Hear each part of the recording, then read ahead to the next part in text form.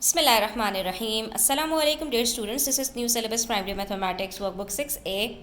Chapter number 2 angles in geometric figures page number 22। आज हम कुछ सॉल्व करने वाले हैं क्वेश्चंस जिसके अंदर अननोन एंगल्स फाइंड आउट करने होते हैं बच्चों। तो बच्चों इस चीज़ को पहले ये समझ लो कि जब आपको कोई अननोन एंगल फाइंड आउट करना हो तो एंगल्स की कुछ प्रॉपर्टीज़ हैं जिसको आपने अच्छी तरह से जहन नशीन कर लेना है। 3-4 प्रॉपर्टीज़ याद रख लोगे तो आपके पास किसी भी किस्म का एंगल्स का क्वेश्चन आ जाए आपको कभी प्रॉब्लम नहीं होगी। अब इसमें जो सबसे पहली बात है बच्चों वो ये है कि जब भी एक स्ट्रेट लाइन हो उसके ऊपर जो एंगल्स बनते हैं, ठीक है, तो वो बराबर होते हैं 180 डिग्रीज़ के। और इसको मैं आपको यहाँ पे प्रूफ कर सकती हूँ बच्चों कि हमारे पास जो प्रोटेक्टर होता है आप इसके ऊपर देख सकते हैं कि ये बिल्कुल एक स्ट्रेट लाइन होती है। इसके अंदर एंगल 0 से स्टार्ट होते हैं, ठीक है, और ये आप देख सकते हैं 90 तक आए, हाफ हो गए, और उसके बाद कंप्लीट होते होते ये 180 डिग्री तक कंप्लीट हो जाते हैं, ठीक है। 0 से स्टार्ट होकर 180 पर कंप्लीट हो जाते हैं, 180 से ज़्यादा नहीं हो सकते। इसका मतलब ये हुआ कि एक स्ट्रेट लाइन के ऊपर चाहे कितने भी एंगल्स मिलकर बन जाएं, एक हो तब भी वो 180 डिग्री होगा, 2 होंगे तो उन दोनों का सम 180 डिग्री होगा, 3 होंगे तो उन तीनों का सम 180 डिग्री होगा। यानी जब भी एक स्ट्रेट लाइन के ऊपर जितने भी एंगल्स होते हैं उनका सम हमेशा 180 डिग्री ही होगा। इसका मतलब ये हुआ कि अगर एक स्ट्रेट लाइन के ऊपर आपको कुछ एंगल्स दिए हुए हैं जो सारे नोन हैं, जो सारे आपको उन्होंने फाइंड आउट करके दे दिए, सिर्फ एक एंगल छोड़ दिया, तो आपने करना क्या है, उन सारे एंगल्स को ऐड करके 180 में से सब्ट्रैक्ट कर देना है। जो अननोन एंगल होगा वो आपको पता चल जाएगा। इसको कहते हैं the sum of angles on a straight line is 180 degrees. ये पहली प्रॉपर्टी है, यानी कि स्ट्रेट लाइन के ऊपर जो एंगल्स का सम बनता है वो हमेशा 180 डिग्री के बराबर होता है, ठीक है बच्चों।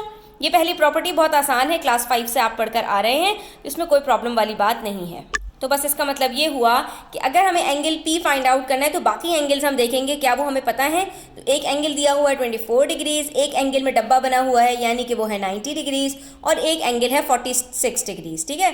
तो हम 24 और 46 को ऐड करते हैं तो हमारे पास आंसर आता है 70, 90 और 70 को ऐड करते हैं तो आंसर आता है 160। और हमें क्या करना पड़ेगा यहाँ पर बच्चों, 180 डिग्री में से हम सिर्फ सब्ट्रैक्ट करेंगे और हमें एंगल P पता चल जाएगा।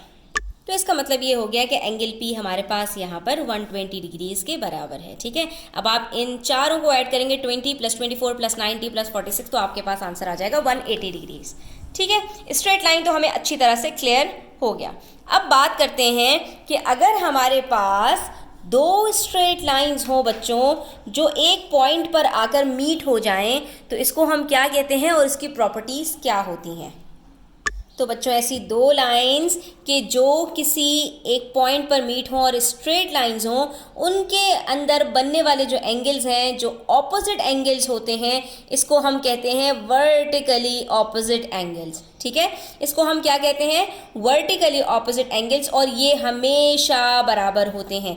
यानी ये समझ लो जब भी एक एक्स बनेगा तो जो ऑपोजिट एंगल्स होंगे वो बिल्कुल बराबर होंगे। और इससे ये बात भी पता चलती है कि अगर एक एंगल पता है, यानी अगर एक एंगल फॉर एग्जाम्पल आपके पास 50 डिग्रीज है तो दूसरा एंगल भी आपके पास 50 ही डिग्रीज होगा, ठीक है। और इसी तरह से जो बाकी दोनों एंगल्स बच गए तो उसके अंदर भी वो दोनों एंगल्स भी बिल्कुल बराबर होंगे। तो यहाँ पर हमारे पास वर्टिकली ऑपोजिट एंगल्स बन रहे हैं, PR वर्टिकली ऑपोजिट है, QS वर्टिकली ऑपोजिट है। इसका मतलब ये हुआ कि P = R, यानी एंगल P बराबर होगा एंगल R के और एंगल Q बराबर होगा एंगल S के, ठीक है बच्चों।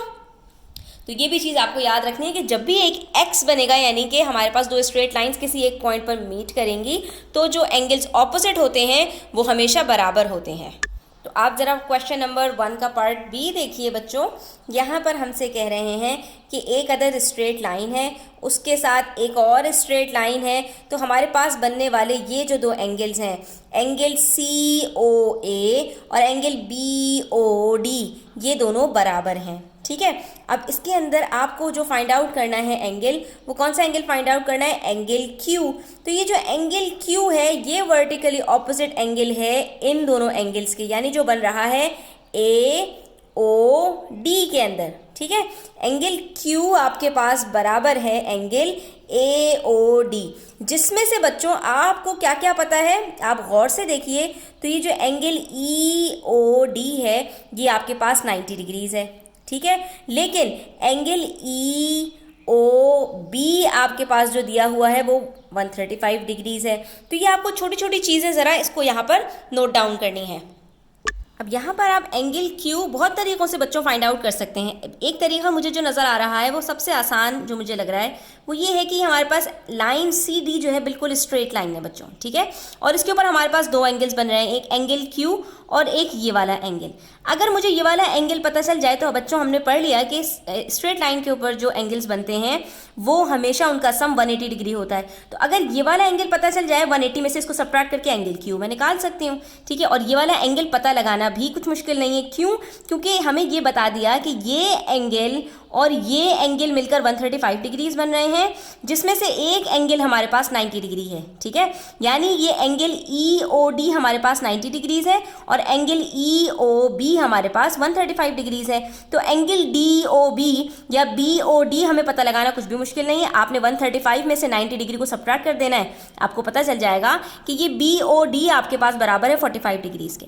अब जब मुझे ये पता चल गया कि ये मेरे पास 45 डिग्रीज है बच्चों, तो बच्चों आप ये देख सकते हो कि ये एक स्ट्रेट लाइन है, ठीक है। जब ये एक स्ट्रेट लाइन है और ये 45 डिग्रीज है तो एंगल क्यू कितना होगा? वेरी गुड, ये स्ट्रेट लाइन के ऊपर एंगल का सम 180 डिग्री होता है। अगर एक 45 डिग्री है तो दूसरा कितना होगा? 180 minus 45 degrees, that is angle q is equals to 135 degrees. देखा आपने कितना सिंपल था। और दूसरा तरीका हम ये भी कर सकते थे बच्चों, इसके अंदर हम ये देख सकते हैं कि हमारे पास एक ये स्ट्रेट लाइन है और एक ये स्ट्रेट लाइन है और ये इस पॉइंट के ऊपर मीट कर रही हैं। तो अगर हमें ये दोनों एंगल्स पता चल जाएं और उसके बाद फिर ये दोनों एंगल्स हमें पता चल जाएं तो हम इन दोनों का सम निकाल कर और एंगल क्यू को उसके opposite angle, vertically opposite angle के तहत निकाल सकते हैं। तो वो थोड़ा सा एक लेंथी प्रोसेस हो जाता है। ये सबसे ज़्यादा आसान तरीका था, जिसके अंदर दो एंगल्स भी गिवन थे और एक एंगल भी गिवन था। तो हमने इन दोनों को सब्ट्रैक्ट करके और ये वाला एंगल पता किया और फिर स्ट्रेट लाइन के जरिए एंगल क्यू हमने फाइंड आउट कर लिया। तो आई होप कि आपको क्लियर हो गया होगा। स्टिल कोई भी क्वेश्चन हो, क्वेरीज हो तो आप कमेंट सेक्शन में पूछ सकते हैं। Thanks for watching the video till the end. Take care, अल्लाह हाफिज़।